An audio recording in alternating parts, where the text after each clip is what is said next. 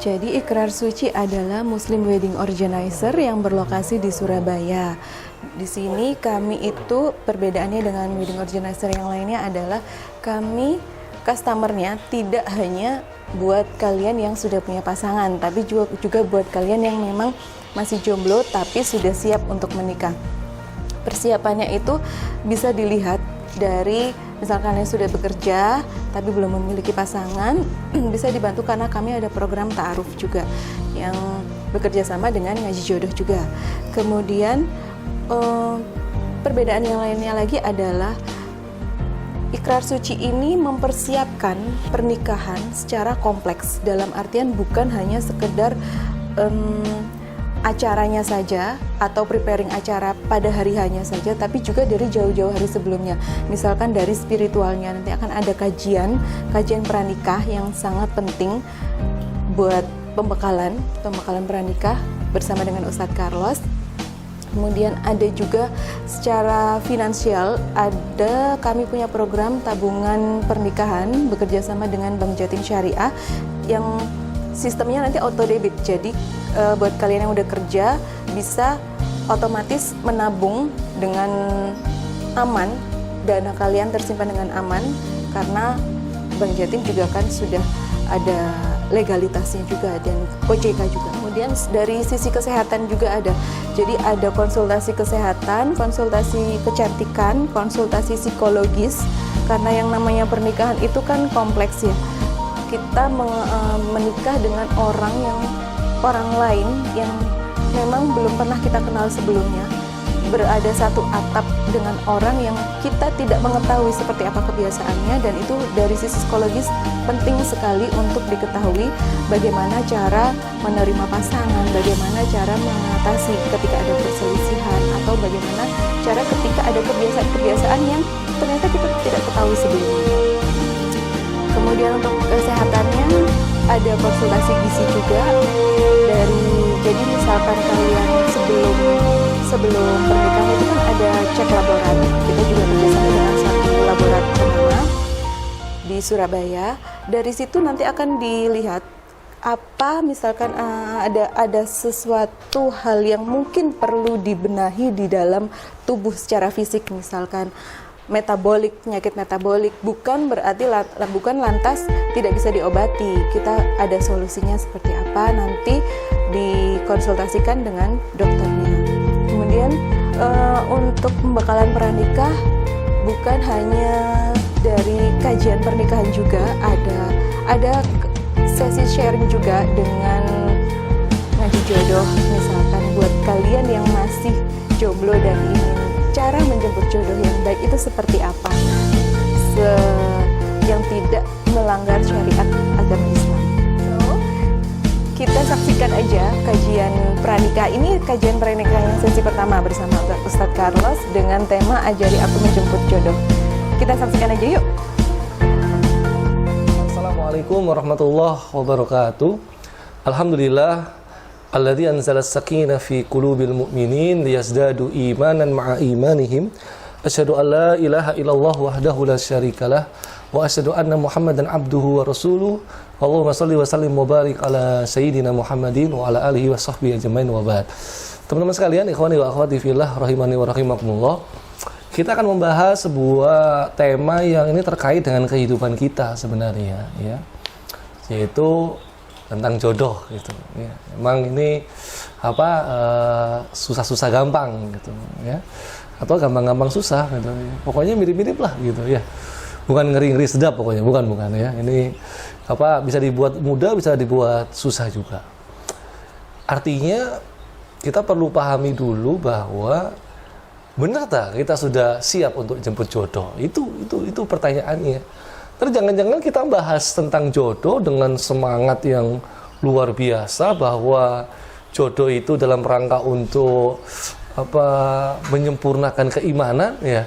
Ternyata kita belum siap. Nah, ini kan jadi problem.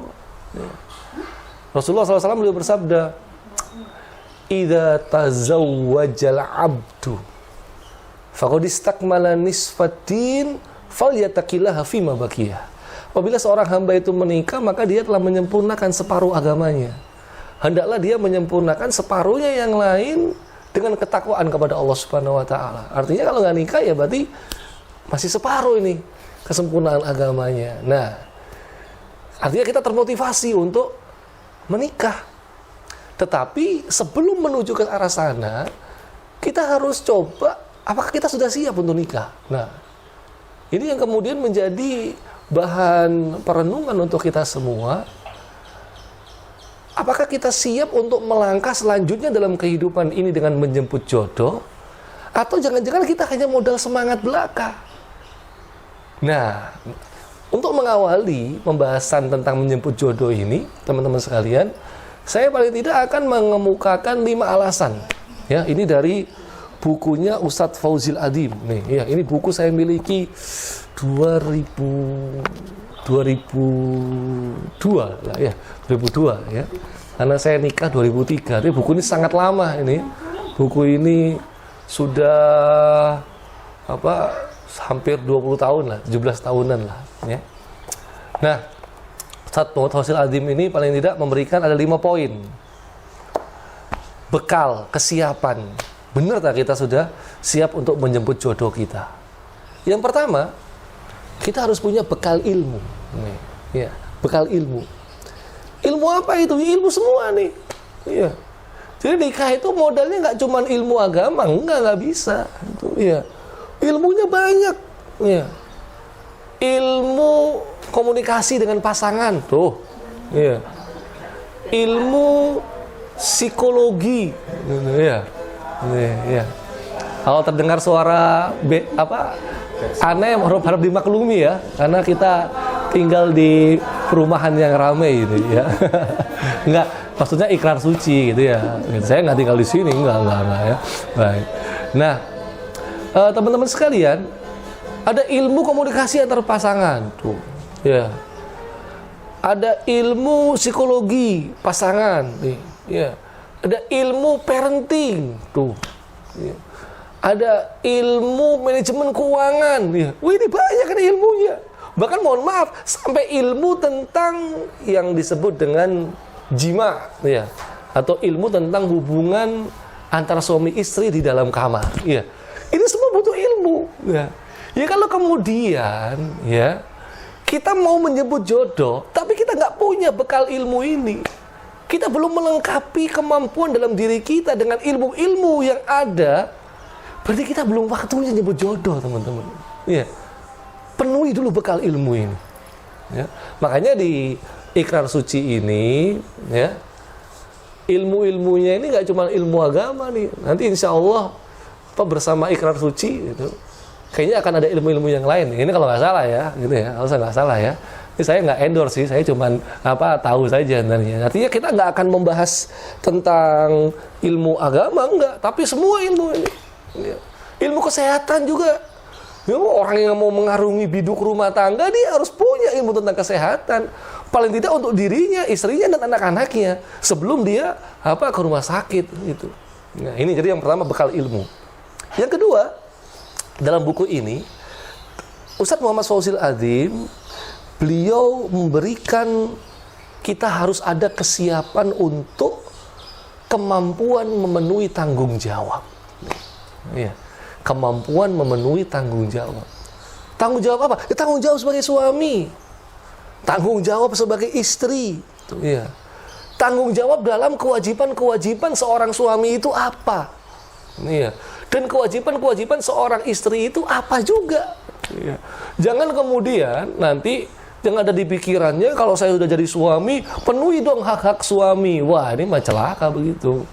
Atau kalau kemudian saya sudah menjadi seorang istri, suami saya harus memenuhi dong hak-hak seorang istri. Ya, ini nggak bisa, ya. Kan harus berjalan beriringan nih, berdampingan antara kewajiban seorang suami, kewajiban seorang istri dalam rangka untuk memenuhi hak-hak mereka bersama. Jadi kita harus ada kemampuan untuk itu, tanggung jawab. Nih, kemampuan tanggung jawab. Bagaimana kita harus memenuhi kewajiban tersebut. Ya. Termasuk, mohon maaf ini lagi-lagi dalam urusan jadi kan pernikahan itu bukan cuma makan, minum, ya, pakaian, jalan-jalan. Bukan itu. Bukan hanya itu sebenarnya.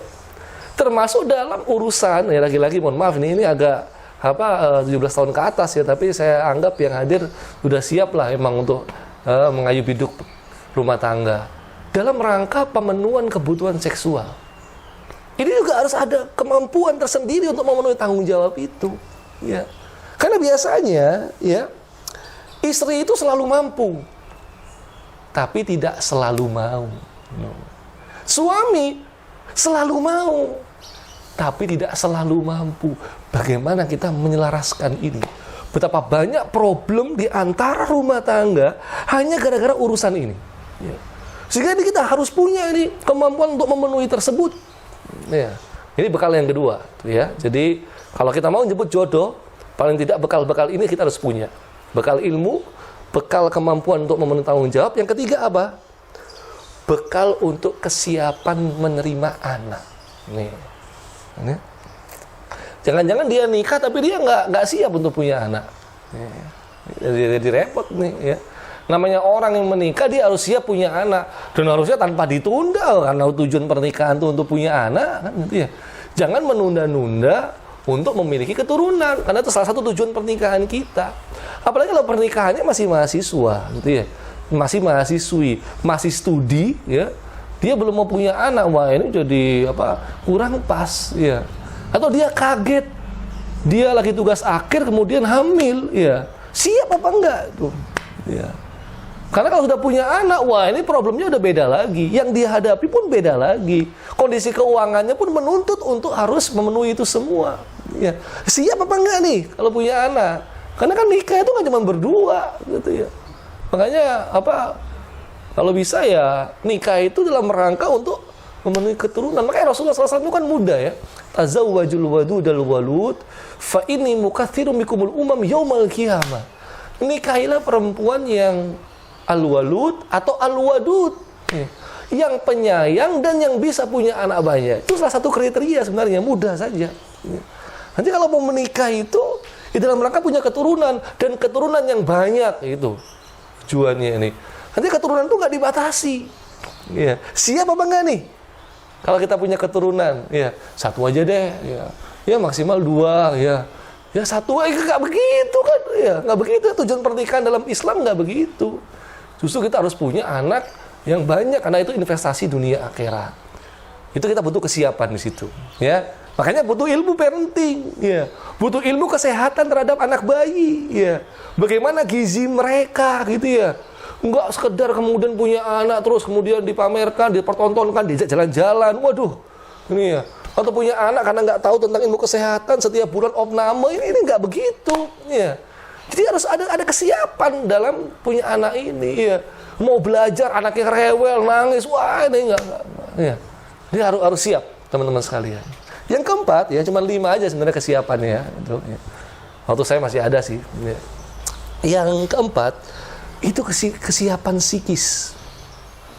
Maksudnya apa kesiapan psikis itu?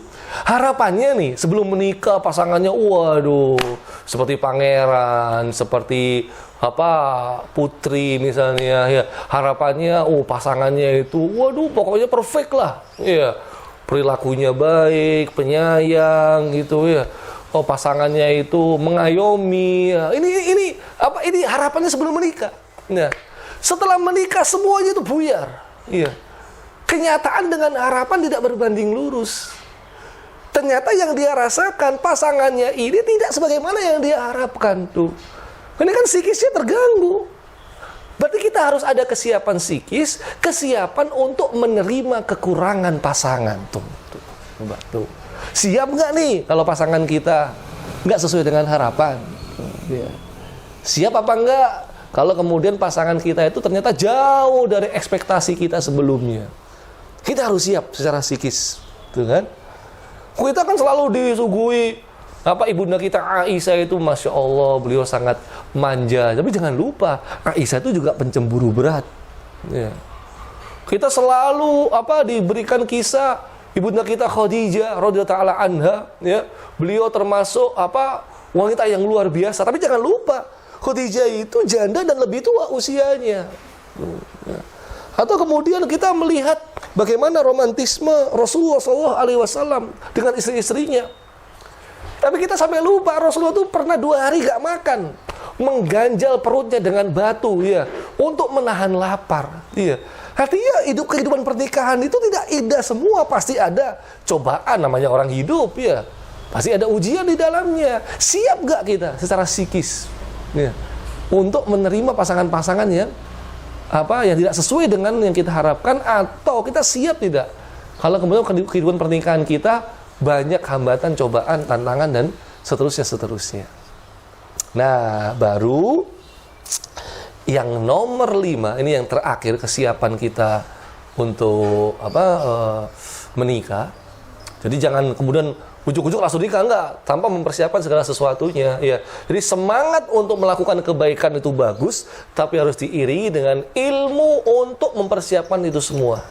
Nah, bekal yang kelima adalah kesiapan secara ruhiyah, kesiapan secara keimanan, kesiapan secara hati, kesiapan secara ruhiyah ya, yang ada di dalam jiwa kita. Ya. Salah seorang pernah bertanya kepada cucunya Nabi SAW, yaitu Hasan, ya, Hasan bin Ali. Ketika ada seseorang bagaimana mau menikahkan anaknya gitu, maka Hasan mudah saja jawabnya. Hasan jawab, nikahilah dengan orang yang bertakwa. Kenapa? Karena orang yang bertakwa, ya, kalau dia menyenangi anakmu, dia akan memuliakan anakmu. Tapi kalau dia tidak menyenangi anakmu, dia tidak akan menzolimi anakmu. Kenapa? Karena ketakwaan adalah tolak ukurnya yang pertama.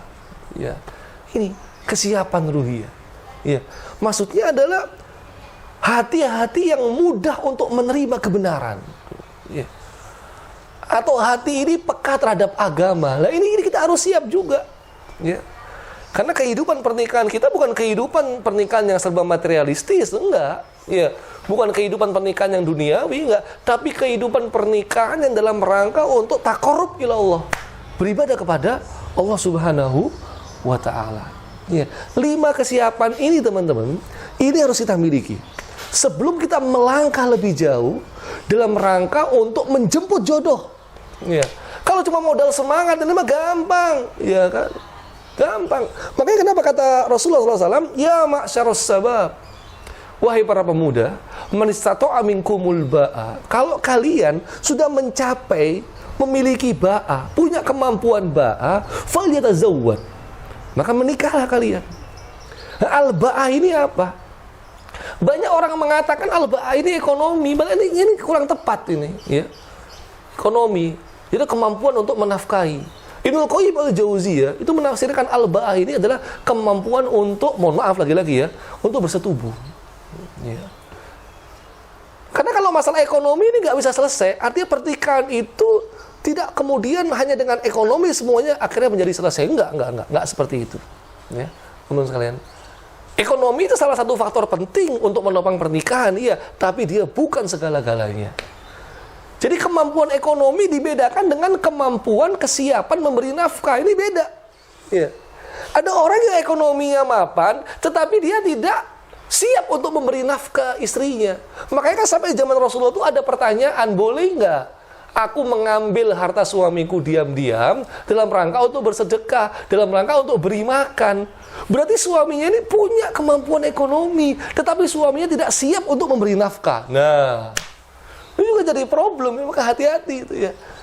Dia mapan secara ekonomi, tapi dia tidak siap untuk memberi nafkah, tidak siap untuk memenuhi tanggung jawab ini. Ini juga jadi masalah besar dalam kehidupan pernikahan. Ya. Makanya kalau untuk melanjutkan jenjang pernikahan, ekonomi bukan salah satu tolak ukur. Ya. Pekerjaan tetap itu bukan tolak ukur keberhasilan pernikahan. Karena ada orang yang mapan tapi dia nggak bisa memberikan nafkah kepada keluarganya. Yang benar adalah bukan pekerjaan tetap, tapi tetap untuk bekerja. Nah itu. Ya. Bukan mapan ekonomi tapi dia terus berjuang untuk menafkahi keluarganya. Ini yang juga harus ditolak ukur, ya, teman-teman. Nah sekarang problemnya kita sudah coba ke sesuatu yang lebih praktis. Kenapa kemudian jodoh itu kok sulit? Nah, ini ya. Jodoh itu kenapa kok sulit nih, ya. Saya sebenarnya ada banyak tips ya di buku ini, tapi kita mungkin dibatasi waktu, begitulah. Ya, saya sebentar aja nggak apa-apa. Jadi biar Mas Oki aja nanti yang banyak menjawab. Di buku ini ada pembahasan oleh Ustadz Muhammad Fauzil Adzim, ya, hafizahullah, beliau masih ada bersama kita ya di Jogja. Nah, dalam buku ini beliau memberikan satu bab khusus. Terkadang jodoh itu jauh, jodoh itu susah dijemput karena kita meninggikan kriteria. Ya, artinya apa? Kriteria kita terlalu tinggi. Masya Allah. Ini yang membuat jodoh itu susah dijemput. Ya. Sah-sah saja kita punya kriteria. Wong itu pendamping kita seumur hidup, kok itu sah sebenarnya. Ya. Tetapi jangan kemudian berlebihan dalam memberikan kriteria. Ya. Ada yang kemudian dia kriteria terlalu banyak, kita khawatir. Ya. Dia akan terlampau lama untuk mendapatkan jodoh sesuai dengan kriterianya. Ya. Misalnya kriterianya ada 12. Wah. Ya. Ini mah susah. Ya. Susah. Mungkin bisa jadi usianya sudah semakin bertambah, kehidupan ekonominya mapan, tapi jodoh pun tak kunjung datang. Karena nggak ketemu yang seperti itu. Dalam banyak kasus, alhamdulillah, ternyata ada pula yang ketemu dengan jodoh sesuai kriterianya. Tetapi kemudian jadi masalah. Kenapa? Begitu masuk ke gerbang pernikahan, begitu masuk kepada kehidupan pernikahan, ternyata kriteria-kriteria itu tidak sesuai dengan kenyataan. Nah, iya kan? Ini jadi problem juga. Iya, dia sesuai kriteria, tapi kok hasilnya begini? Wah, ini. Iya, lagi-lagi kesiapan psikis kan? Siap nggak untuk menerima kekurangan pasangan kita? Iya. Kita ambil contoh aja sebuah kisah. Ini di zaman Khalifah Harun Ar-Rasyid. Masya Allah, kisah ini cukup bagus ya. Salah seorang Perdana Menterinya yang bernama Al-Asma, ya. Perdana Menterinya ini terdampar di gurun dan dia menemukan sebuah kemah. Ya, kemahnya biasa saja. Tetapi di dalam kemah tersebut ada wanita yang cantik jelita. Ini dalam posisi darurat ya. Maka laki-laki ini Al-Asma, Perdana Menteri Harun Ar-Rasyid, minta minum oleh wanita yang ada di dalam kemah ini. Nah, wanita ini nggak mau ngasih. Alasannya apa? Saya tidak bisa memberikan air karena suamiku tidak suka memberikan air kepada orang asing. Tetapi ini saya ada susu yang tidak aku minum. Ini milikku sendiri, tidak aku minum. Silakan engkau meminumnya. Wah, minum ya. Dari sini kita bisa paham bahwa wanita ini sangat menjaga kehormatan dirinya, suaminya dan keluarganya. Ya. Diminumlah susu tersebut. Tidak selang lama, datanglah seorang laki-laki, Masya Allah. Laki-lakinya ini, ya, dalam kisah tersebut diceritakan, dia tua renta, dia tua, ya, dia juga tidak ganteng, wajahnya tidak memuaskan lah, ya, wajahnya jelek, ya. Kemudian dia juga buruk rupa, ya, dan dia miskin gitu. Wah, kita ini langsung datang, ya, mengabdi kepada suaminya, menyambut gitu ya, membantu turun dari ontanya, membersihkan kakinya, ya, tangannya, mukanya, pokoknya sebagai pengabdian seorang istri kepada suami lah. Di dalam kisah tersebut diceritakan. Nah, maka laki-laki ini datang masuk pun ya, akhlaknya buruk. Kenapa? Ada tamu nggak disapa. Jadi Perdana Menteri Khalifah Harun Ar-Rasyid nggak disapa gitu. Ya, jengkel juga ini Perdana Menteri ini ya. Akhirnya dia langsung beranjak pamit ya. Pulang. Nah, ketika beranjak pulang dia ngomong sama wanita ini, apa yang membuatmu tetap bertahan? Apakah karena suamimu ganteng? Dia gak ganteng, dia jelek. Iya. Apakah karena suamimu kaya? Dia miskin, tinggal di kemah seperti ini. Apakah karena suamimu akhlaknya baik? Enggak, dia tidak baik akhlaknya kepadaku juga. Kenapa engkau masih bertahan seperti ini? Wanita ini kemudian langsung berkata, celaka engkau, wahai Perdana Menteri Khalifah Harun Ar-Rasyid. Ya, bukankah Nabi kita yang mulia Sallallahu Alaihi Wasallam beliau pernah mengatakan bahwa iman itu separuhnya adalah kesabaran dan separuhnya adalah kesyukuran. Ya. Kenapa engkau tidak kemudian menasehatiku supaya aku tetap bersyukur, tetap bersabar, atau tetap bersyukur dengan kondisiku yang saat ini? Nah, inilah lagi-lagi ya, kita perlu kesiapan Kalau pasangan kita tidak sesuai dengan yang kita harapkan, untuk menerima kekurangan pasangan kita. Karena antara suami dan istri itu saling mengisi, saling menutupi kekurangan, saling untuk memberikan yang terbaik dalam kehidupannya bersama. Maka teman-teman sekalian, saran saya nih ya, di era yang serba kompetitif saat ini, jangan tinggikan kriteria kita. Nih, jangan tinggikan kriteria kita. Dan ini memang agak bermasalah ya. Tunkahul mar'ali arba'. Nikahilah perempuan itu karena empat alasan begitu ya. Limaliha, wali jamaliha, wali nasabiha, wali hasabiha, wali diniha. Jelas yang kita cari adalah wanita yang bukan kecantikannya, bukan keturunannya atau prestasi-prestasi keluarganya, bukan karena hartanya. Karena fokus kita berdasarkan sabda Nabi SAW ini adalah yaitu agamanya. Ya, ini yang jadi pondasi. Jadi jelas otomatis masuknya ke akhlaknya. Kalau kemudian laki-laki itu pun sama, agama dan akhlak ya. Nah, inilah yang kemudian kita repot. Bagaimana kita bisa mengetahui calon pasangan yang maju, yang menghadap kepada kita itu agamanya baik dan akhlaknya baik. Ini yang kemudian agak susah. Ya. Nah, itu tugasnya Mas Oki sebenarnya ya, untuk mengetahui itu. Karena nggak bisa ya. Hanya berdasarkan satu orang yang berbicara, oh dia tuh baik begini, kenyataannya enggak itu nggak bisa, ini nggak bisa. Ya, ya, ada sebuah kisah di buku ini, ada sebuah kisah. Jadi sahabatnya yang menceritakan ada laki-laki yang mau maju kepadanya gitu, ya.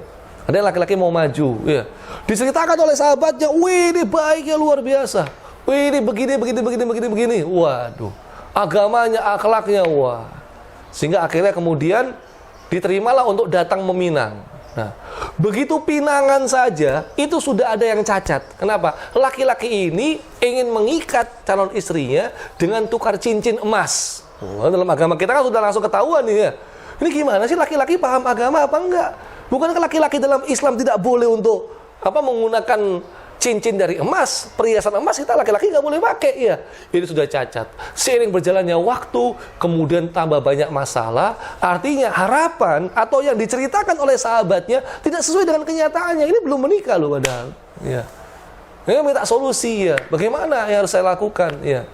Dan solusinya bukan menolak pinangan. Nah, ini jadi butuh info yang pasti dari pasangan kita untuk mengetahui agama dan akhlak itu. Kita perlu menyelami informasi itu. Dan itulah salah satu tugasnya ngaji jodohnya Mas Oki itu sebenarnya ya. Makanya nggak ada kekeliruan itu kalau kita ngumpulkan kurikulum vitae kita ke Mas Oki gitu ya. Bagi yang belum menikah loh ya. Sudah menikah mah dibuang jauh-jauh gitu ya. Artinya inilah, karena Mas Oki juga nggak mungkin asal loh, enggak tuh saya manajemen Mas Oki itu pasti sangat ketat sekali. Enggak teman-teman sekalian, itu saja. Jadi itu saja. Artinya ini tips dari saya. Satu aja paling enggak ya. Paling tidak, kalau kita pengen jodoh kita tidak terlalu jauh ya, tolong kita jangan meninggikan kriteria. Itu dulu saja ya. Mudah-mudahan ada manfaatnya. Kurang lebihnya mohon maaf. Wa akhiru da'wana alhamdulillahirabbil alamin. Wassalamualaikum warahmatullahi wabarakatuh. Saya kembalikan kepada hostnya ya, atau Dr. Ana ya, silakan. Mungkin ada yang mau didiskusikan. Yang pertama untuk Ustadz Carlos, bukankah Allah sudah menetapkan ketetapannya pada setiap manusia tentang lahir, rezeki, jodoh, dan mati? Apakah setiap orang pasti memang sudah ada jodohnya dan akan menemukan jodohnya masing-masing, seperti halnya juga kita pasti akan mati? Yang pertama, Ustaz. Ya, baik. Allah menetapkan segala sesuatu, termasuk tentang jodoh kita. Baik. Nah, sekarang pertanyaannya kan bagaimana kalau kemudian dia tidak berjodoh, begitu ya? Kalau nggak salah itu ya, Terana ya. Jadi begini ya, apa yang Allah tetapkan itu tidak ada hak bagi makhluk untuk kemudian mengkritiknya, mengkritisinya, enggak. Ya. Dalam surah Al-Anbiya itu Allah Subhanahu wa taala berfirman, la yus'alu amma yaf'alun. Ya. Allah itu enggak ditanya apa yang dia perbuat, apa yang Allah Subhanahu wa taala lakukan itu dia tidak ditanya, ya. Tetapi yang ditanya itu kita sebagai hamba. Oh, jelas dong kita hamba kan, ya. Artinya Allah berbuat apapun kepada kita itu haknya Allah. Ya.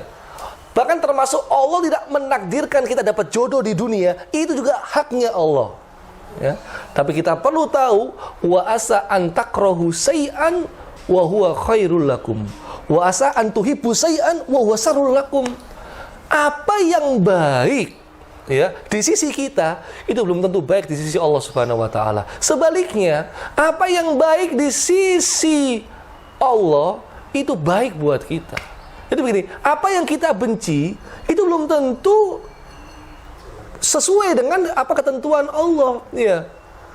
Apa yang kita sukai belum tentu itu baik di sisi Allah.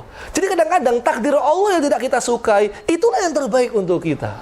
Pasti ada alasan-alasan lain. Kalau dia tidak dijodohkan oleh Allah di dunia ini, pasti ada alasan lain. Mungkin memang dia belum siap untuk berkeluarga. Mungkin memang kalau dia ditakdirkan berjodoh, mungkin dia ada banyak masalah, ada banyak kedoliman di dalamnya, sehingga Allah tangguhkan jodohnya. Ketika dia masuk surga, Allah berikan jodoh terbaik di surga. Ini ada banyak, termasuk orang yang kemudian dia mengalami ganti jodoh. Ini nggak enak banget nih sebenarnya itu ya. Kita tidak menutupi, memang ada orang yang bercerai begitu ya. Walaupun ini termasuk kerjaan iblis juga ya. Tapi kalau kita kemudian ketularan ya, ada orang yang ganti jodoh gitu ya, nikah bolak-balik misalnya ya, ini sebuah ketentuan, ketetapan ya. Wa ma tasyauna illa ayyasya Allahu rabbul alamin. Ingat ya, semua ketetapan itu dari Allah, tapi kita diberi oleh Allah untuk memilih ya. Makanya jangan salah langkah untuk memilih jodoh kita tuh, jangan salah langkah, teman-teman sekalian. Selalu libatkan Allah dalam semua problematika kita, permasalahan kita, apalagi dalam urusan memilih jodoh. Makanya perlu doa, perlu zikir, perlu yang ada namanya istikharah, perlu minta pendapat, ya, perlu namanya informasi, ya Mas Oki ya, gitu dong ya. Hah? Wah, perlu silaturahim. Nah, ini yang hilang nih, ya. Pengen dapat informasi tentang calonnya, dia jarang silaturahim enggak ya. Nah, ya itu dia, harus tuh. Ya kebab lah sekali-sekali atau pizza lah, kan lagi murah sekarang pizza di pinggir jalan. Jadi artinya ketetapan apapun dari Allah ya, tugas kita adalah kalau kita dapat kenikmatan, mari kita bersyukur. Kalau kita ditimpa ujian, mari kita bersabar. Dan dua-duanya itu baik buat kita semua ya. Kalau nggak mau dapat ujian hidup, berarti nggak usah hidup, mati saja. Gitu kan? Namanya orang hidup ya pasti ada ujian. Liyabluwakum ayyukum ahsanu amala. Mari kita lihat apa yang terbaik untuk kehidupan kita ini. Yang penting di dunia ini bukan tujuan dan target kita, fokus kita adalah surganya Allah Subhanahu wa taala. Wallahu a'lam bishawab. Assalamualaikum, maaf mau tanya. Di dalam Islam boleh nggak sih kita itu sebelum menikah melakukan perhitungan hari seperti orang Jawa? Jadi cari hari yang bagus, boleh atau tidak, dan ta'aruf yang benar itu jadi begini ya, Islam itu tidak menolak tradisi sebenarnya. Maka dalam usul fiqh, dalam ilmu fikih ya, itu ada yang namanya al-'adah muhakkamah ya. Adat itu bisa menjadi hukum syariat ya, bisa menjadi dalil. Sampai kemudian dasarnya itu mara'ahul muslimin hasanan fa huwa indallahi hasan. Apa yang kaum muslimin melihatnya itu baik, maka di sisi Allah itu baik ya. Jadi tradisi, adat itu tidak ditolak mentah-mentah dalam agama kita ya. Karena agama kita itu bisa melebur ke dalam semua tradisi, bisa melebur ke dalam semua zaman. Ini agama kita begitu ya. Cuma ketika tradisi ini ternyata memuat nilai-nilai atau mengandung praktek-praktek yang bertolak belakang dengan agama kita, ini yang harus kita kasih bingkai. Ini yang harus kita filter. Setiap tradisi yang tidak bertolak belakang, lakukan, amalkan, lestarikan ya. Tetapi setiap tradisi yang itu kemudian malah head to head dengan agama kita, tinggalkan tradisi, pilih agama kita. Jadi artinya selama hari-hari itu ya, memilih hari untuk persiapan tanpa keyakinan apapun, memilih hari dalam rangka untuk mengepaskan kondisi keuangan dan sebagainya, nggak ada masalah. Ya, tetapi kalau ada keyakinan kalau enggak hari itu berarti bisa berakibat buruk, bisa berakibat perceraian, bisa berakibat kondisi-kondisi yang bala. Ya ini kalau begitu mah ini jadi susah, ini jadinya khurafat, bisa masuk keyakinan syirik. Jadi ini kita tolak, ya. Tapi kalau nggak ada keyakinan itu hanya sekedar untuk persiapan kemampuan finansial karena pernikahan acara besar, oh ini sah-sah saja, ya sah-sah saja. Sebenarnya laki-laki ataupun perempuan dikatakan emang benar-benar ready atau siap untuk menikah, selain maksudnya dari 5 itu seperti apa? Terkadang kita sudah siap nih, tapi ketika proses di tengah-tengah ternyata kok gini ya, gitu loh. Itu apakah termasuk ketidaksiapan atau seperti apa? Ya, terima kasih. Jadi memang kalau kita sudah memiliki 5 bekal tadi, kemudian tiba-tiba dalam proses menuju pernikahan itu ada sesuatu yang keliru misalnya, ya. Ini gimana? Kita bisa menganggapnya itu salah satu Allah memberikan jalan, memang mungkin sepertinya bukan itu jodoh kita. Itu bisa itu, ya. Artinya Allah memberikan salah satu ketentuan kalau memang ada halangan dalam proses ini, ya. Mungkin sepertinya itu salah satu bukan itu jodoh kita, ya. Tapi ini kita masih bisa menakarnya, ya. Artinya kesiapan menerima kekurangan itu pasca pernikahan, ya. Bukan pra pernikahan, ya. Bukan pra pernikahan, ya. Jadi artinya kita siapkan dulu kalau pasangan saya itu kemudian ternyata nggak sesuai dengan kenyataan, nggak sesuai dengan biodata, saya harus siap nih untuk menerima kekurangannya, gitu ya. Tapi kalau sebelumnya ada masalah-masalah seperti itu kembali kepada kita. Pilihannya mau lanjut atau tidak. Karena nggak ada yang sempurna. Kita tinggal milih skala prioritas, ya. Ikhwan A atau akhwat B ini, ya. Kalau saya lanjut, ini keutamaan-keutamanya seperti itu, gitu ya. Kalau misalnya nggak lanjut, maka saya mendapatkan begini. Ini semua harus kita takar. Lagi-lagi kita berdoa kepada Allah Subhanahu wa taala, minta nasihat, ya, minta pendapat orang tua, gitu ya.